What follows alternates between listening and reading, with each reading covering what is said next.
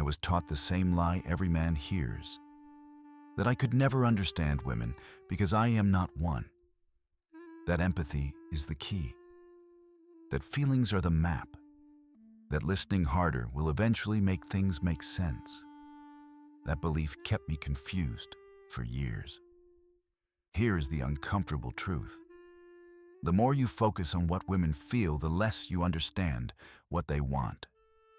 Feelings are loud. They change quickly. They often point in the wrong direction. Understanding women does not require shared emotions. It requires distance, observation, discipline. What people say is shaped by identity, morality, and social approval. What they do is shaped by desire. Behavior does not lie. It never needs to explain itself. When I stopped asking what women wanted and started watching what they chose, pursued, rewarded, and repeated, everything became clear. Not comforting, but clear. If you are willing to look at patterns instead of promises, this will change how you see relationships forever. Before we begin, leave a comment with your location and local time. And if this perspective resonates, subscribe. Not out of pressure, out of alignment. The foundational mistake most men make is not emotional. It is logical. I believed for a long time that understanding women required entering their inner world. That because I could not feel what they felt, I would always be missing critical information. This idea sounds reasonable. It is repeated everywhere. By therapists, by media, by women themselves. It feels compassionate. It feels modern. It is also wrong. The assumption is simple subjective experience equals objective truth. If I cannot experience female emotions directly, then I cannot accurately understand female motivation. That assumption collapses the moment you apply it outside of dating. A doctor does not need to experience cancer to understand how it behaves. He studies patterns, progression causes, and outcomes. A meteorologist does not need to be struck by lightning to predict storms. An economist does not need to live in poverty to analyze market behavior. Expertise does not come from feeling. It comes from observation, measurement, and pattern recognition. The most skilled heart surgeon in the room is often the one who has never been on the operating table himself. Yet when it comes to women, men abandon this logic entirely. We are told that if we do not feel what women feel, we should defer. Listen more. Trust less of our own perception. This creates a generation of men who constantly second-guess what they see with their own eyes. Men who treat female emotions as unquestionable truth rather than data points. I did this, and it made me blind. Because feelings are not explanations, they are responses. Women experience emotions intensely. That does not mean those emotions explain why certain behaviors repeat. It means they are inside the system, not outside it. And the mind cannot fully observe itself while it is operating. The eye cannot see itself. The mind cannot step outside its own incentives. This is not a flaw unique to women. It is a human limitation. But it becomes especially relevant when emotions are involved because emotion narrows perspective. It prioritizes immediate internal experience over long-term pattern recognition. This is why self-reporting about desire is unreliable, not dishonest. Unreliable. When people are asked what they want, they answer from identity, not from instinct. They answer in ways that sound reasonable, moral, and socially acceptable. They describe the person they want to be, not the behavior they repeatedly reward. Women are taught from an early age what they should want: stability, kindness, communication, security. These values are reinforced socially. They are rewarded verbally. They are safe to say out loud. And many women genuinely believe them. But belief does not override biology. When I listened only to what women said, I was confused by the gap between language and outcome. When I watched what they did, that confusion disappeared. This is not arrogance. It is methodology. The outside observer has an advantage the participant does not. Distance. A woman feels attraction, anxiety, excitement, boredom, attachment, all of it at once. She experiences the emotional weather from inside the storm. I can stand outside and watch which conditions produce which outcomes. That does not make me superior. It makes me objective.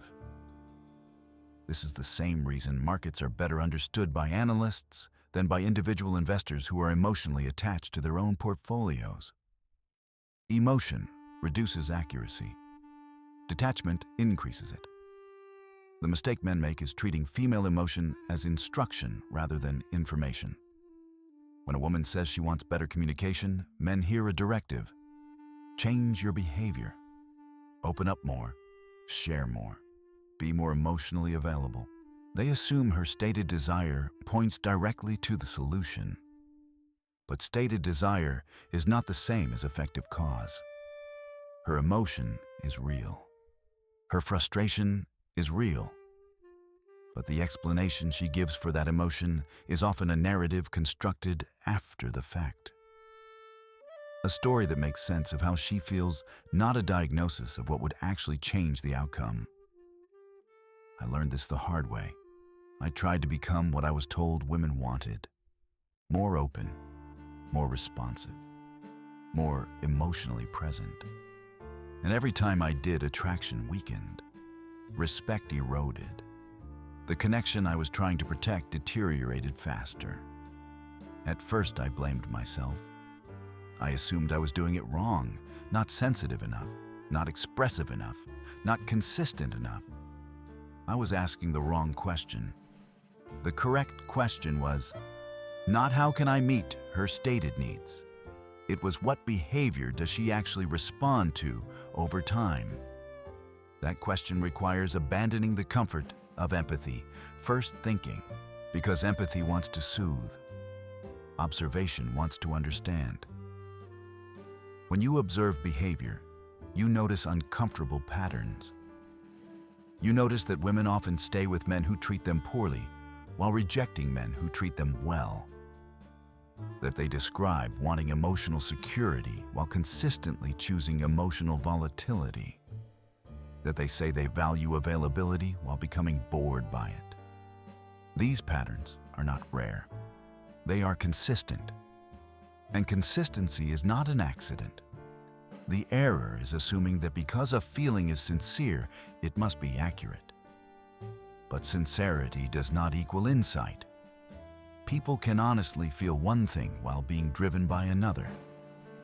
When my friend tells me he supports my business idea, but spends his disposable income on entertainment instead of investing, I do not call him a liar. I recognize that his behavior reveals his true priorities. Comfort over risk. Pleasure over belief. Women operate under the same principle. Their feelings are genuine. Their intentions are often sincere. But their actions reveal what actually matters. When I stopped arguing with words and started tracking outcomes, female behavior became predictable. Not in a crude way, in a structural way. Predictability does not remove mystery. It removes confusion. This is the point where most men resist, because it threatens a cherished belief. That understanding women is about being softer, more attuned, more emotionally flexible. In reality, understanding women requires clarity, boundaries, the ability to hold your ground when emotional pressure is applied. The man who changes himself based on female emotional feedback fails an unspoken test. Not because she wants control, but because she needs to know whether he can be controlled. She does not consciously think this. She does not plan it. But her biology evaluates strength under pressure, not compliance under request. When I accepted this, I stopped taking female emotions personally. I stopped trying to manage them. and I stopped confusing compassion with obedience. Understanding women does not mean dismissing their feelings. It means not letting those feelings dictate your perception of reality. The foundational mistake is believing that understanding requires agreement. That to understand women, I must adopt their emotional framework. I do not. I need to understand the system they operate within, the incentives that shape their choices, the patterns that repeat regardless of what is said. Once I let go of the lie that empathy equals insight, I gained something far more useful: accuracy. The next delusion I had to abandon was even harder to accept: the belief that women understand their own desires better than anyone else. This belief feels respectful. It sounds mature. It aligns with modern ideas about autonomy and self-knowledge. If someone feels something, who am I to question it? If a woman says she knows what she wants, shouldn't I take that as fact? That assumption collapses under careful observation. Not because women are deceptive, but because self-knowledge has limits. The mind is not designed to observe itself objectively.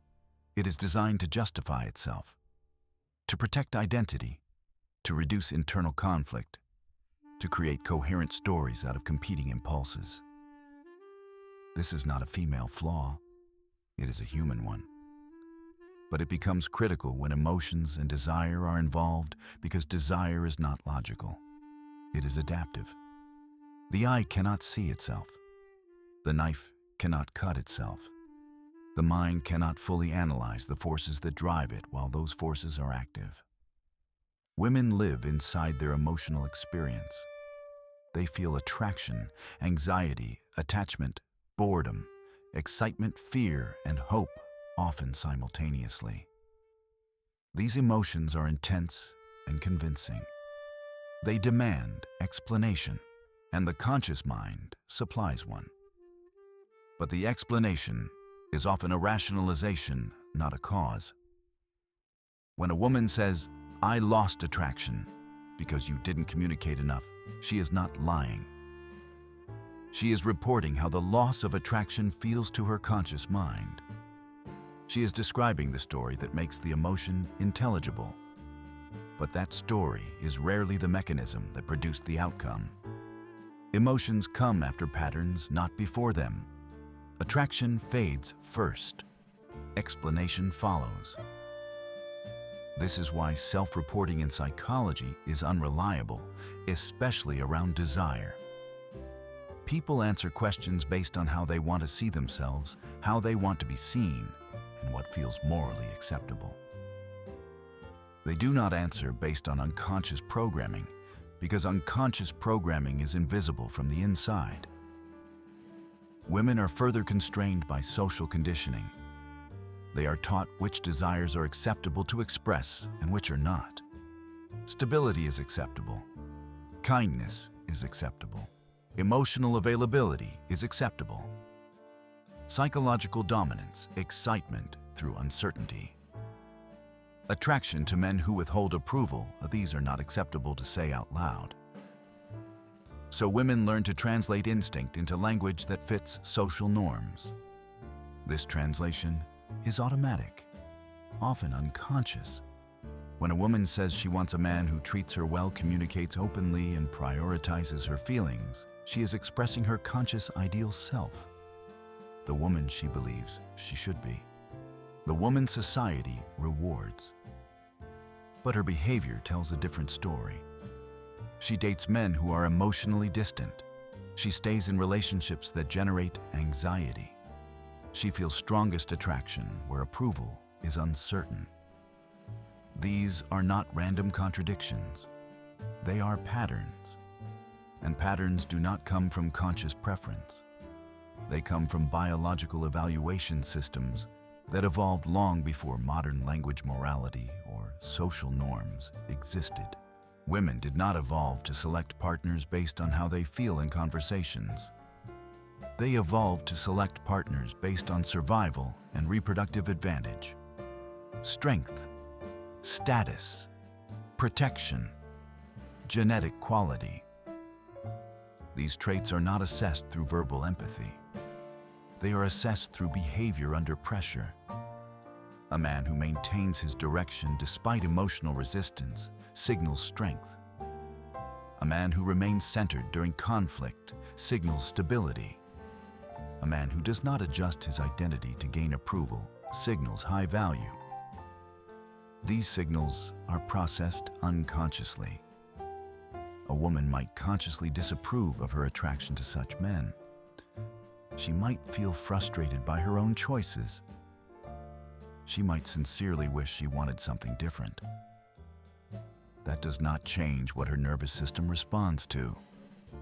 This is why women are often the worst source of information about what women want. Not because they are unintelligent, but because they are too close to the experience, too immersed in the emotional feedback loop. The participant cannot see the structure. The observer can. When I stopped treating female explanations as instructions, when started treating them as data, clarity emerged. I noticed that when women explain their feelings, the explanations change depending on context. The same behavior would be praised in one man and condemned in another.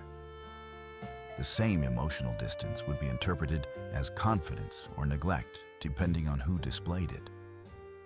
This inconsistency is not hypocrisy. It is hierarchy.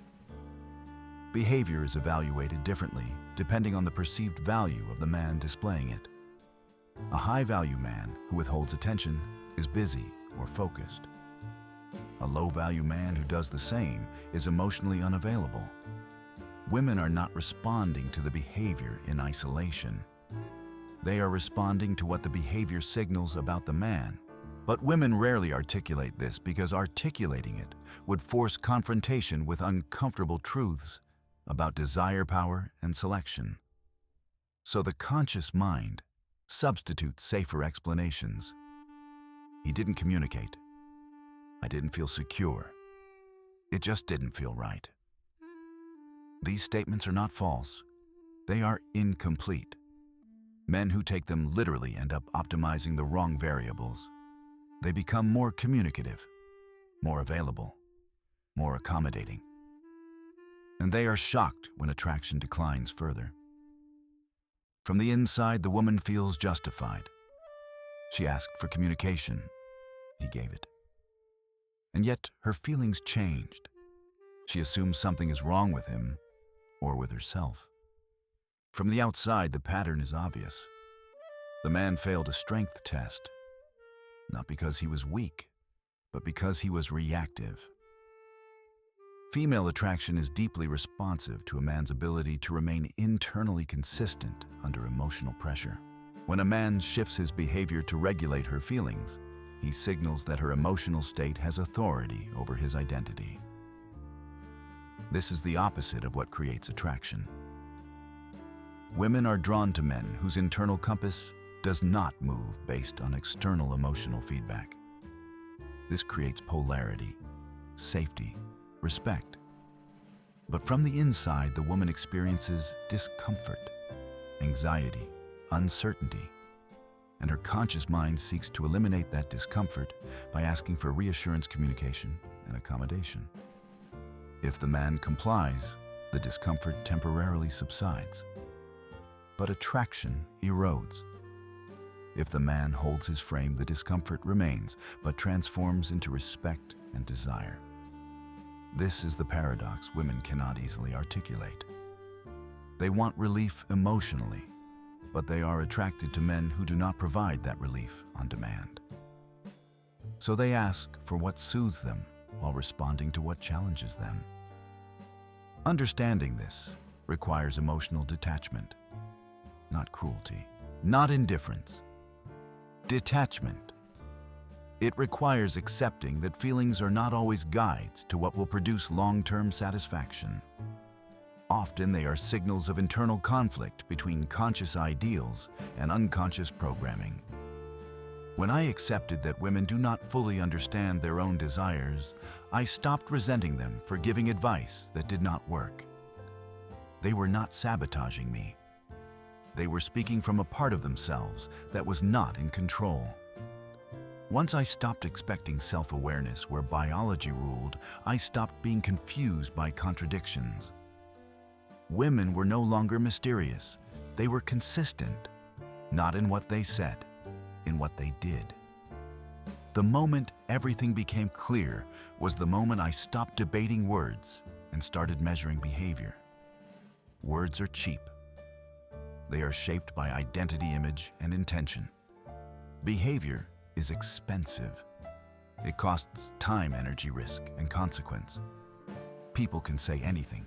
They can mean it. They can believe it. But behavior is where priorities reveal themselves. This principle applies everywhere. Business, friendship, family, and especially relationships. If a man tells me he believes in my vision, but never shows up when it requires sacrifice, I do not argue with him.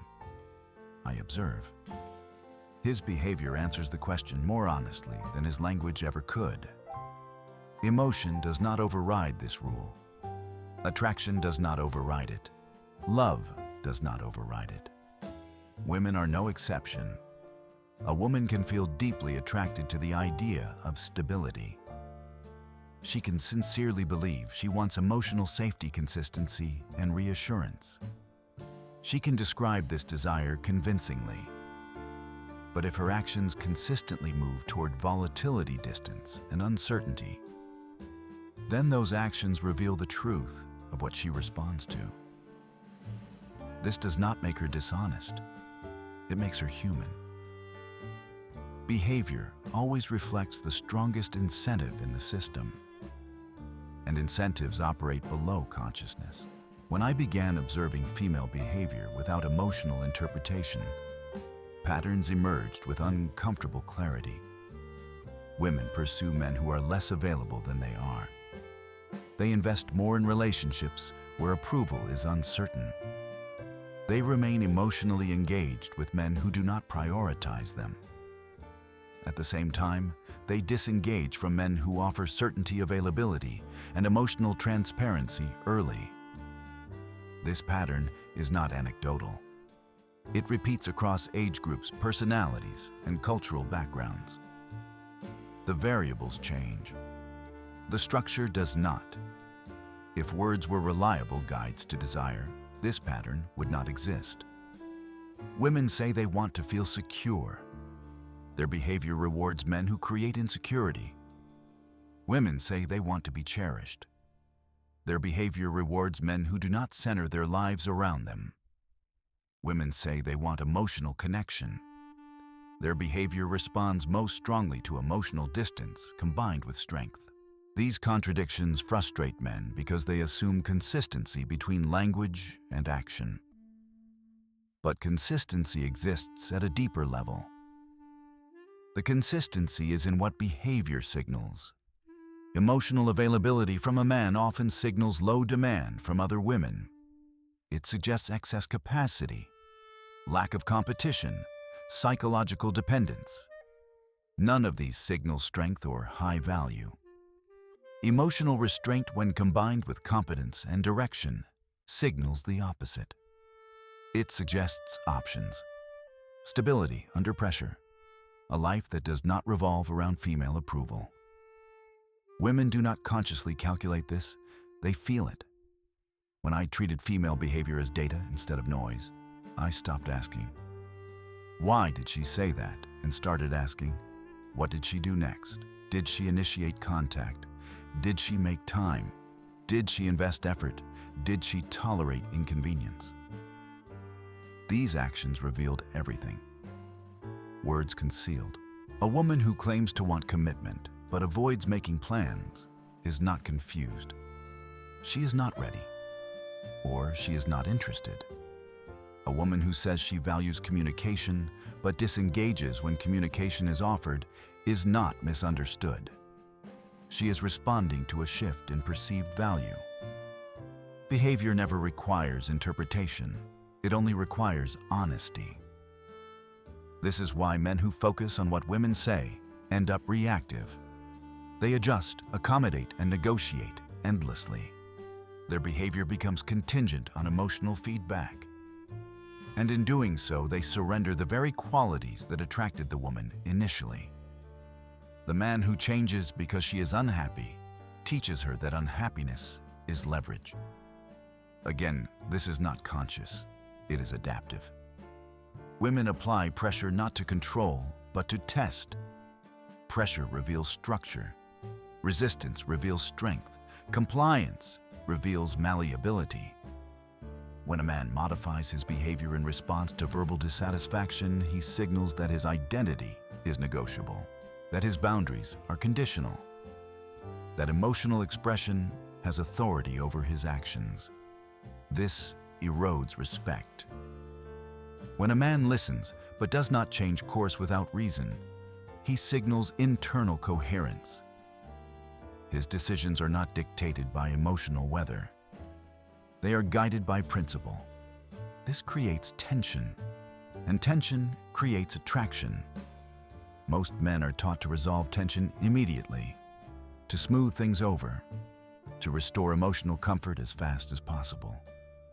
But comfort is not the same as desire. Comfort soothes. Desire pulls. Behavioral observation reveals that women often feel safest with men who do not rush to make them feel comfortable. Safety does not come from accommodation. It comes from predictability of character. A man who holds his boundaries through emotional fluctuation is predictable. His reactions are not chaotic. His center does not move.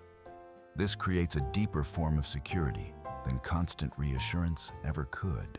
When I understood this, I stopped being surprised by outcomes. When I saw a woman gravitate toward chaos after claiming to want peace, I no longer took it personally.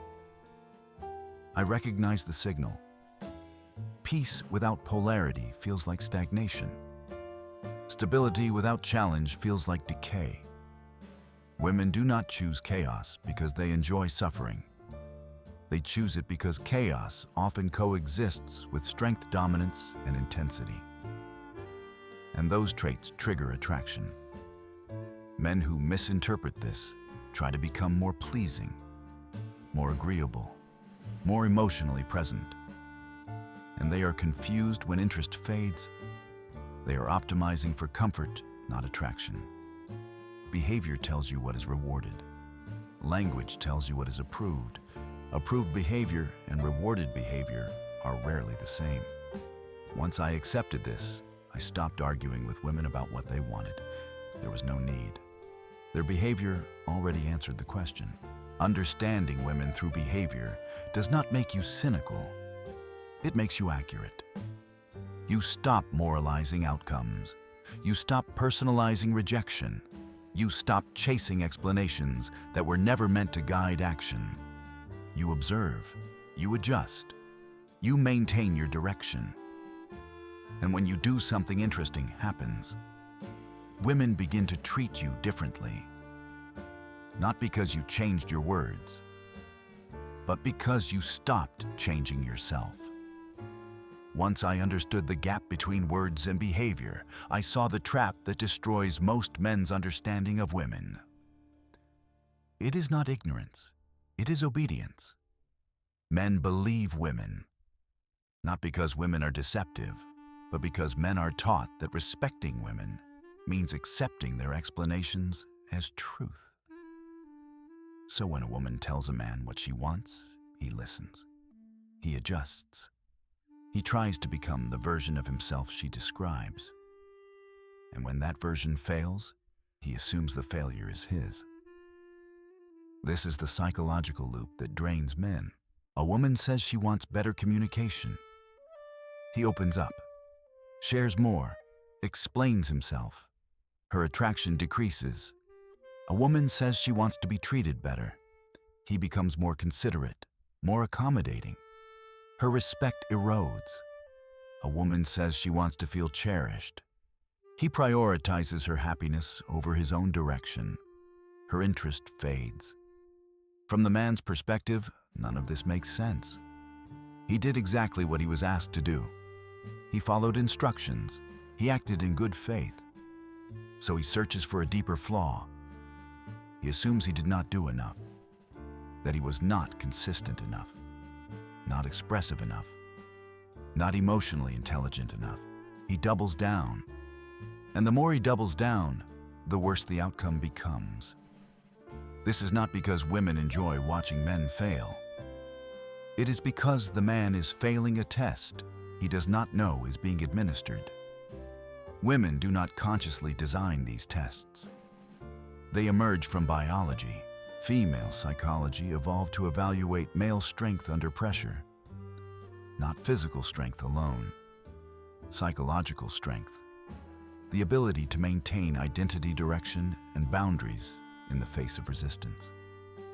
A man who changes himself based on emotional feedback demonstrates that his internal structure is flexible, that his sense of self can be negotiated, that external pressure can redirect him. From an evolutionary perspective, this is a liability. If a man can be steered by emotion, he can be steered by fear. If he can be steered by fear, he cannot be relied upon when conditions are hostile. His intentions might be good, his empathy might be sincere, but his stability is compromised. Women are not attracted to instability. This is where men misunderstand female behavior most deeply. They assume that because a woman expresses dissatisfaction, the correct response is to remove that dissatisfaction, to soothe, to reassure, to accommodate. But dissatisfaction is not always a problem to solve. Sometimes it is a probe. It tests whether the man will abandon his path to regulate her emotional state. If he does, attraction weakens. If he does not, something else happens. The woman feels tension, frustration, uncertainty. But beneath those feelings, respect begins to form, because she has discovered that his center is not dependent on her approval. This respect often precedes attraction. Men are taught to fear female displeasure, to interpret it as failure. But female displeasure is often a signal that boundaries are being tested. A man who collapses under that pressure teaches her that emotional expression is leverage. A man who remains steady teaches her that emotional expression is information. Again, this is not a conscious process. A woman does not think, "Let me see if I can control him." She thinks, "I don't feel good. I need him to change." Her nervous system, however, is evaluating something else entirely. Is this man stable? Is he internally directed? Does he have a spine? When I stopped reacting to emotional requests as commands, the dynamic changed. Not immediately, but consistently. I listened, I acknowledged, I did not dismiss, but I did not automatically comply. I maintained my priorities, my schedule, my standards. This created conflict, and I allowed it. Most men avoid conflict at all costs. They confuse peace with health. But peace achieved through self-erasure is not stability. It is resentment and delay. Women sense this. A man who avoids conflict signals fear of loss. A man who tolerates conflict without aggression signals strength. This is why men who do everything right often end up resented. Their compliance feels safe at first. Then it feels suffocating. Then it feels weak. The trap is believing that being good is the same as being strong. It is not. Strength does not require cruelty, but it does require boundaries. When a man reorganizes his life to accommodate every emotional fluctuation, he communicates that his life has no fixed structure, that it exists in reaction rather than direction. Women lose respect for men they can predict emotionally, but cannot rely on structurally. This is why emotional availability alone does not create attraction. In fact, without structure, it destroys it. Men who succeed with women are not emotionally unavailable. They are emotionally regulated. They feel, but they do not react impulsively. They care, but they do not sacrifice their center. The man who prioritizes her happiness over his own purpose communicates that her emotional state is his mission.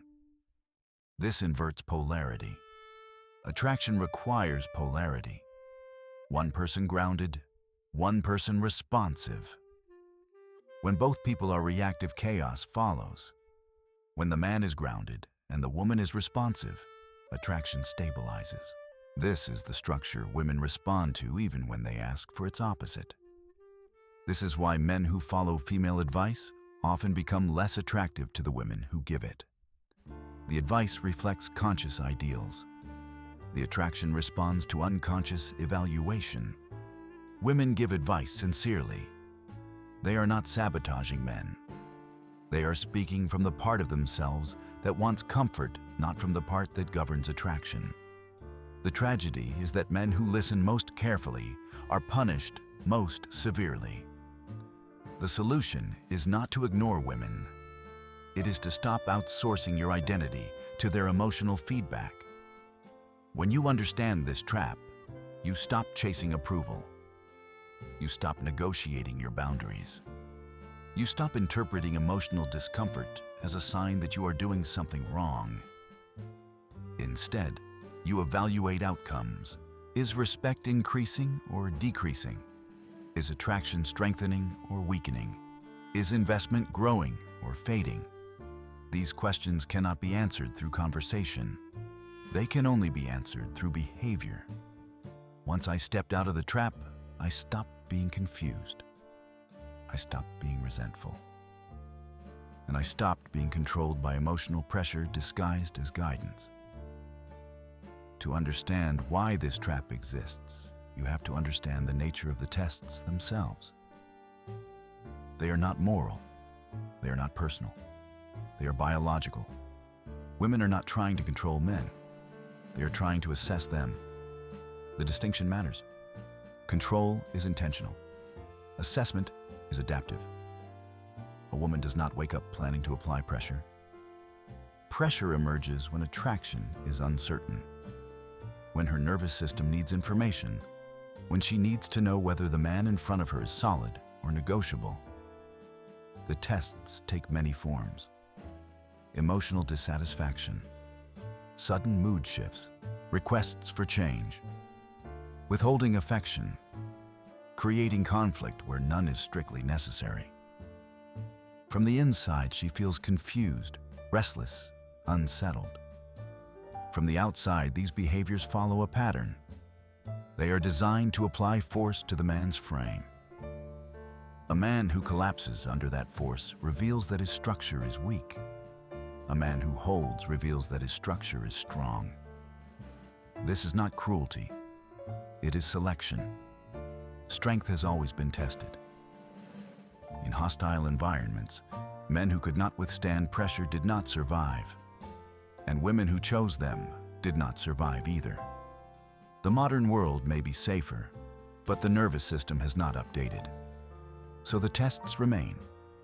The mistake men make is interpreting these tests as requests. They hear dissatisfaction and assume it is an instruction to fix something. They assume harmony is the goal. Harmony is not the goal. Assessment is. When a woman says, "I need you to be more emotionally available," the content of the sentence is not the test. The reaction to it is. If the man becomes anxious, apologetic, and eager to change, the test is failed. He has demonstrated that emotional pressure destabilizes him, that he will trade his center for relief. If the man listens, acknowledges, and maintains his direction, the test is passed. Not because he ignored her, but because he did not abandon himself. This is why women often escalate when men comply. The first compliance answers one question. The escalation asks another. How far does it go? How much pressure can be applied? Where does he break? Men experience this as unfair. Moving goalposts, inconsistency. They believe they did what was asked, so the discomfort should stop. But discomfort is the point. A woman does not feel secure because you meet her demands. She feels secure because she discovers that her emotions do not control you. This is deeply counterintuitive. It contradicts everything men are taught about emotional intelligence and healthy communication. But observe outcomes, not ideals. Women do not respect men they can emotionally dominate, even if they believe they want to, even if they feel safer initially. Over time, dominance creates contempt. Respect grows from resistance. This does not mean antagonism. It means non-reactivity. A man who does not immediately change course when challenged signals self-trust. He has a judgment independent of hers. This creates polarity. When both people defer to emotion, chaos emerges. When one person anchors, the other can relax. The irony is that women often feel calmer with men who frustrate them than with men who comply. Because frustration confirms that the man is not porous, that his structure will not dissolve under stress. This is why women say they want men who listen, but are attracted to men who lead. Listening without leadership feels empty. Leadership without cruelty feels safe. The unconscious mind understands this. The conscious mind struggles to reconcile it. Women do not consciously want drama. They want information. Drama reveals structure quickly. A man who maintains composure in emotional storms demonstrates value. A man who panics, explains, overcommunicates, and pleads demonstrates fragility. From the inside, the woman might feel guilt about applying pressure. She might feel conflicted. But her attraction responds to the outcome, not the intention. This is where men get trapped. They interpret escalation as failure. So they double down on accommodation. They abandon more ground. They lose more of themselves. Eventually, the woman loses interest completely. She cannot respect a man who has no boundary left to test. Men then conclude that women are impossible to please, that standards are unfair, that nothing is ever enough. The truth is simpler. They were trying to satisfy emotions instead of demonstrating structure. A woman does not want to be managed emotionally. She wants to know whether the man can manage himself. This principle explains many behaviors men find confusing. Why women provoke arguments right before commitment. Why they become distant after intimacy. Why they express dissatisfaction when things are calm. Calm without polarity feels lifeless. Calm with strength feels safe. When a man understands this, he stops chasing emotional approval. He stops trying to remove all friction. He allows tension to exist without panicking. This does not mean he becomes cold or dismissive. He remains present. He remains respectful. But he does not surrender his direction. Boundaries are not punishments. They are declarations. They declare what you will not trade. They reveal what you value. They show where you end. Women feel safer with men who have clear edges. When I learned to maintain boundaries under emotional pressure, I noticed something change. Women became more emotionally expressive, not less. But the tone shifted. There was less contempt, less manipulation, more respect. They tested less because they learned the answer. A man who holds his frame teaches a woman that emotional storms will not destabilize him. This allows her nervous system to relax. Paradoxically, women feel more emotionally secure with men who do not rush to secure them. Because security does not come from reassurance. It comes from reliability under pressure. Once you understand the nature of these tests, you stop resenting them. You stop taking them personally. You stop interpreting them as attacks. They are simply evaluations. And when you pass them without hostility or collapse, the dynamic shifts in your favor. At the center of female psychology is a contradiction that confuses most men for years. Women are often attracted to qualities they consciously disapprove of, and they often lose attraction to qualities they consciously claim to value. This is not a moral failure. It is a biological one. The mistake men make is assuming that desire is governed by conscious preference. That if a woman says she wants something, her attraction will follow. Attraction does not work that way. Female attraction is governed by unconscious evaluation systems that evolved long before modern language, social norms, or emotional frameworks existed. These systems are not interested in what feels fair, kind, or reasonable. They are interested in survival advantage. For most of human history, choosing the wrong man meant death. Not inconvenience, death for a woman and her children. This reality shaped a psychology that evaluates men under pressure, not in conversation. A man's ability to remain stable under stress signaled protection. His ability to resist manipulation signaled strength. His ability to maintain status and direction signaled resources and leadership. These traits could not be assessed through empathy. They had to be tested.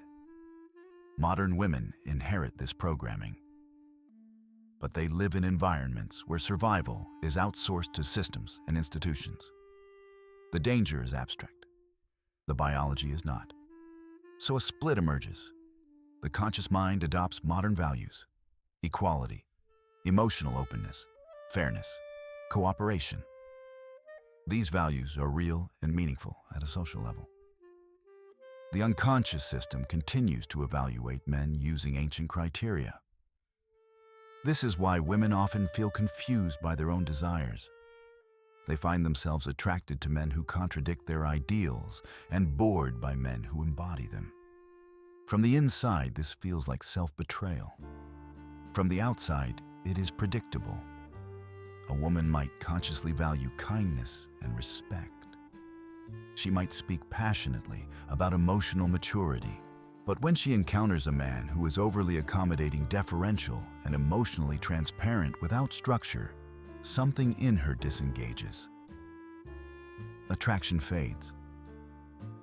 The same woman might encounter a man who is assertive, emotionally restrained, and unwilling to bend under pressure. She might consciously criticize him, call him difficult, unavailable, even problematic. And yet, her attention lingers. This is not hypocrisy. It is hierarchy. Attraction is not a vote. It is a response. The unconscious does not negotiate with ideals. It responds to signals. Predictability without challenge signals stagnation. Availability without boundaries signals low value. Accommodation without leadership signals weakness. These signals kill attraction regardless of how well they align with conscious beliefs. This creates the paradox men cannot understand. Why does the woman who says she wants stability choose chaos?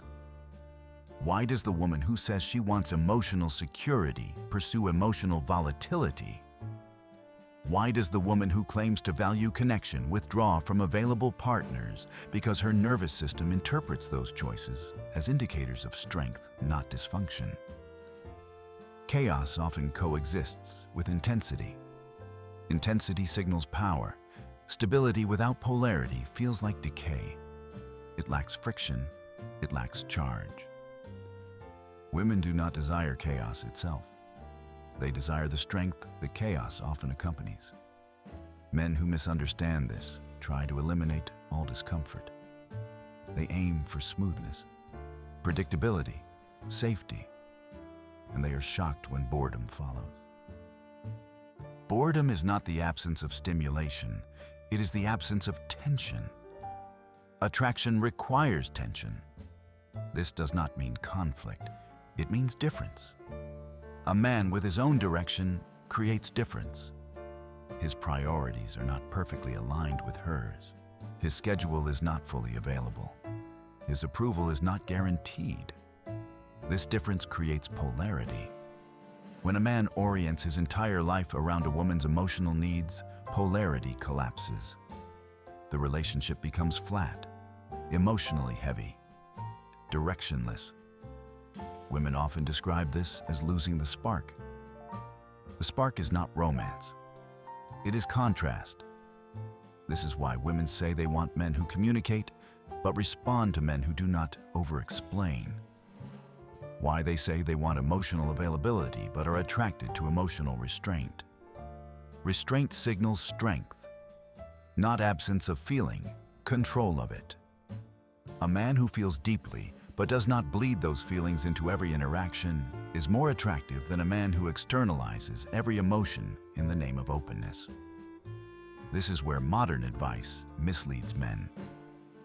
They are taught that emotional transparency is the highest virtue, that withholding emotion is unhealthy. In reality, unregulated emotion is unattractive.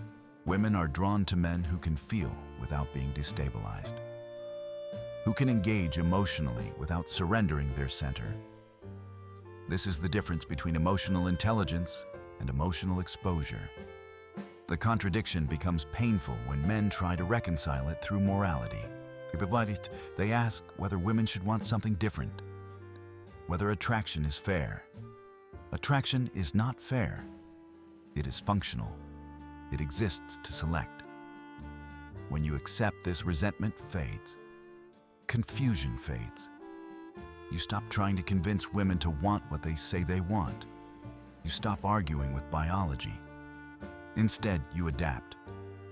You focus on becoming internally consistent. You develop a direction independent of female validation. You build boundaries that do not require justification. And when women respond with attraction to this, you do not moralize it. You recognize it. The most dissatisfied women are often those who get exactly what they say they want. A man who communicates constantly, who prioritizes her feelings, who never challenges her. On paper, he is perfect. In reality, he is invisible. The most satisfied women are often with men who frustrate them occasionally, who say no, who do not explain themselves endlessly, who are not emotionally moved by every reaction. These men are not cruel. They are grounded. The contradiction dissolves when you understand one thing. Women are not attracted to comfort. They are attracted to strength. Comfort can coexist with strength, but it cannot replace it. When men try to be comforting instead of strong, they fail both. Once you stop judging this reality and start working with it, female psychology stops being confusing. It becomes consistent, predictable, human. Once you understand the contradiction at the center of female attraction, another mistake becomes obvious. Men treat women's feelings as causes. In reality, feelings are often symptoms. A woman says she feels unhappy, bored, neglected, or restless. The man assumes there is a concrete problem in the relationship that must be fixed. He looks for the emotional lever. More attention, more reassurance, more presence, more effort. And when he applies those fixes, the feelings intensify rather than resolve. This is where most men lose their footing. They assume emotions are directional signals, that if a woman feels bad, it means something is wrong, and if they correct that something, the feeling will disappear. But many female emotions are not reactions to what is happening. They are reactions to what is missing, specifically missing polarity. When a relationship becomes emotionally safe but directionless, the woman's nervous system interprets safety as stagnation. Nothing is technically wrong. There is no clear complaint, but something feels dead. So emotion rises to generate movement. Boredom is not ingratitude. It is a signal of flatness. Restlessness is not dissatisfaction with the man's kindness. It is dissatisfaction with the absence of tension. Anxiety is not always fear. It is often anticipation without structure. When men respond to these feelings by increasing emotional availability, they remove the last remaining source of friction. They accelerate the collapse. The woman feels smothered, overwhelmed, controlled, not because the man is controlling, but because there is nothing left to push against. Desire requires resistance. This is why women often feel excited by men who are unavailable. Unavailability creates distance. Distance creates tension. Tension creates desire. This does not mean women enjoy being ignored. It means their nervous systems respond to scarcity. Scarcity signals value. A man who is always available signals excess. A man who has a life that cannot be reorganized around emotional fluctuations signals value. When a woman says she feels neglected, men often hear an instruction: be more present. But presence without purpose feels intrusive. Presence without direction feels needy. What she is often responding to is not lack of attention, but lack of leadership. Leadership is not control. It is trajectory. A man with trajectory moves forward regardless of emotional turbulence. He listens, but he does not stop moving. This creates security. Security does not come from constant reassurance. It comes from knowing that the man will not collapse when emotions surge. This is why women often feel better when men ignore their emotional requests and focus on maintaining their own boundaries and priorities. Ignore does not mean dismiss, it means not obey. When a woman expresses dissatisfaction, and the man who panics amplifies the dissatisfaction, the man who remains steady transforms it. The difference is subtle but profound. The woman's feelings are real, they are intense, but treating them as commands teaches her nervous system that emotion is the steering wheel. This creates instability. When a man treats feelings as weather rather than navigation, stability returns. Weather can be uncomfortable, it can be loud, but it passes. A man who builds his life around emotional weather ends up constantly rebuilding. The counterintuitive truth is that women often feel safer when men do not attempt to make them feel better immediately. Because immediate relief does not create trust. Reliability does. Reliability means the man's decisions are not contingent on mood. His boundaries are not flexible under pressure. His values are not negotiable during emotional storms. This does not make him cold. It makes him predictable. Predictability of character is what allows a woman to relax. This principle explains why men who do everything right are often described as boring. They respond correctly. They say the right things. They meet emotional expectations.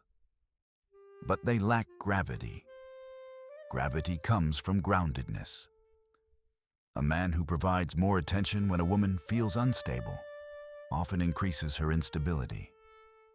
He removes the opportunity for her nervous system to regulate itself. He becomes the regulator. This creates dependence. Dependence erodes attraction. A man who allows her to experience her feelings without trying to manage them communicates confidence. He trusts that she can self-regulate. He does not rush to fix. This builds respect. Women often escalate emotions when men try to suppress them. But when emotions are allowed to exist without reward or punishment, they dissipate naturally. Men who fear emotional conflict end up feeding it. Men who tolerate emotional discomfort without reacting extinguish it. This applies beyond romance. Female colleagues who express dissatisfaction test boundaries. Managers who bend under emotional pressure lose authority. Managers who remain fair and consistent earn respect. Female friends who use guilt to influence behavior lose power over men who do not respond to guilt. Family dynamics follow the same pattern. Emotion is often a tool to gather information. When it works, it is used more. When it does not, it fades. Women do not consciously manipulate, but behavior that produces results is reinforced. When men respond to emotion with compliance, emotion becomes leverage. When men respond with steadiness, emotion loses leverage. This is why understanding feelings as symptoms changes everything.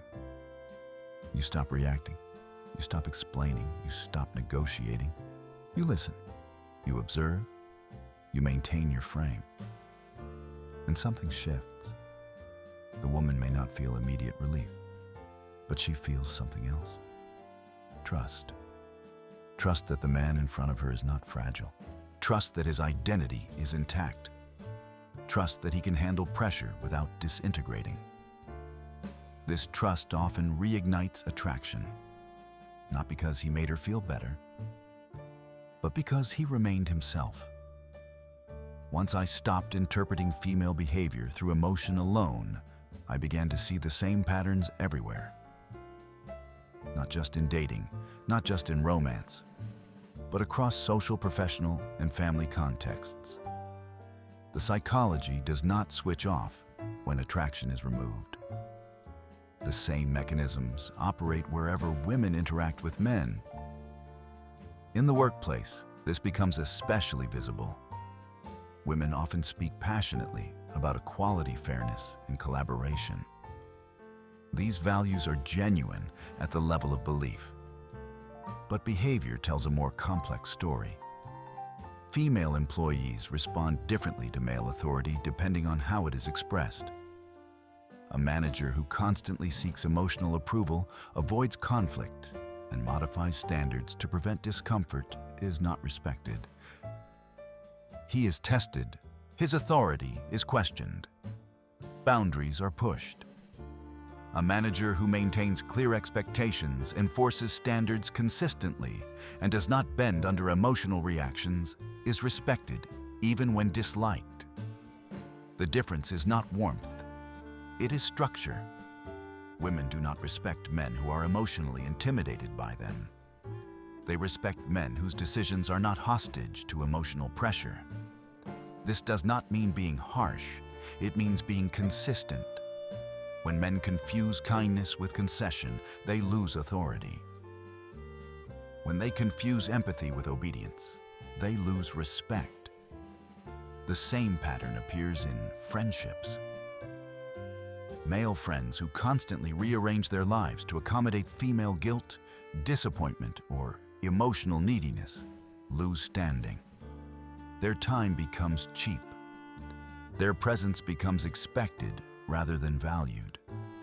Male friends who maintain their plans, priorities, and boundaries are treated with more respect, not because they are uncaring, but because they demonstrate self-respect. Women are sensitive to hierarchy even when they deny it. Social dynamics are constantly being negotiated. Men who remove themselves from hierarchy by becoming endlessly accommodating place themselves at the bottom. Hierarchy is not cruelty. It is organization. In family systems, the pattern repeats. Men who allow emotional manipulation from female relatives often become resentful and exhausted. Their boundaries dissolve. Their authority erodes. Men who remain calm, respectful, and firm maintain healthier family dynamics. They are not controlled by guilt. They are not destabilized by emotional outbursts. Women may initially resist this. Emotional pressure increases when it stops working. But once it is clear that pressure does not change outcomes, behavior adjusts. The principle is universal. Emotional expression tests structure. Structure determines respect. Men often mistake female emotional reactions as evidence that they are doing something wrong. They rush to correct, to apologize, to explain. But many times the reaction is simply a response to boundaries being encountered. Boundaries create friction. Friction creates feedback. This feedback is not condemnation, it is information. Men who learn to read this information without reacting emotionally gain leverage. Not power over women, but power over themselves. This self-control changes how women interact with them. In professional environments, women often compete indirectly. Influence is exerted through emotion rather than confrontation. Discomfort is used as a signal, guilt as a lever, social pressure as a tool. Men who respond to these tools unconsciously lose ground. Men who recognize them remain unaffected. This does not make the men manipulative. It makes them aware. Awareness prevents exploitation. The same dynamics appear in dating advice itself. Traditional advice given to men focuses almost exclusively on emotional accommodation. Be yourself. Communicate more. Treat her like a queen. Prioritize her feelings. This advice is sincere. It reflects conscious ideals. It sounds reasonable. It also fails catastrophically. Men who follow this advice often become less attractive to the very women who give it. This creates bitterness and confusion. The irony is cruel. Women are not lying when they give this advice. They are speaking from their conscious preferences, but their attraction responds to unconscious cues that contradict those preferences. Men who take the advice literally optimize for approval rather than attraction. Approval is not desire. Approval is social. Desire is biological. Once you understand this, you stop blaming women for misleading men. They are not responsible for teaching men how attraction works. They do not fully understand it themselves. Responsibility shifts back to the man. You stop asking, "What should I say?" You start asking, "What does this behavior reward?" You stop seeking validation. You start observing investment. Investment is time, effort, tolerance for inconvenience, willingness to adjust. A woman who invests is attracted. A woman who talks is negotiating. This principle applies online as well. Social media is a laboratory of behavior. Women present curated identities. They post values, beliefs, preferences. But observe who they interact with, who they reward with attention, whose presence changes their behavior. The gap between presentation and engagement reveals everything. Women often criticize behaviors publicly that they reward privately. This is not deception. It is social signaling. Public behavior is shaped by reputation. Private behavior is shaped by desire. Men who understand this do not argue with public statements. They watch private responses. They do not challenge values. They analyze incentives. This protects them from manipulation and confusion. Understanding women through behavioral observation does not make you cynical. It makes you grounded. You stop expecting emotional consistency. You stop demanding logical explanations for instinctive behavior. You accept human complexity. When you do, resentment fades. You stop seeing women as adversaries. You stop feeling personally attacked by patterns that are not personal. You operate with clarity. You choose relationships where behavior aligns with your standards. You disengage when it does not. You stop trying to convince women to change.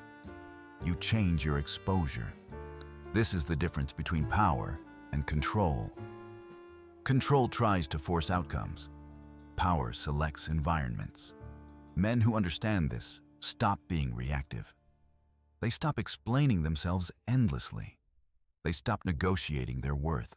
And women respond, not because they are impressed, but because they sense stability. Stability is rare, and it is magnetic. The most valuable lesson in all of this is not about women.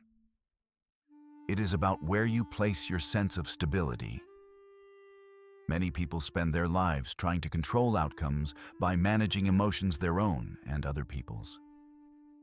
They negotiate their boundaries for harmony. They trade clarity for approval. They confuse being liked with being respected. Over time, this slowly erodes their sense of self. Real strength does not come from winning arguments or avoiding conflict. It comes from internal alignment. When your values are clear, your direction is steady, and your boundaries are intact, you no longer need to force outcomes. You stop reacting to every emotional signal. You stop explaining yourself endlessly. You stop reshaping who you are to reduce discomfort in others. This does not make you cold. It makes you reliable.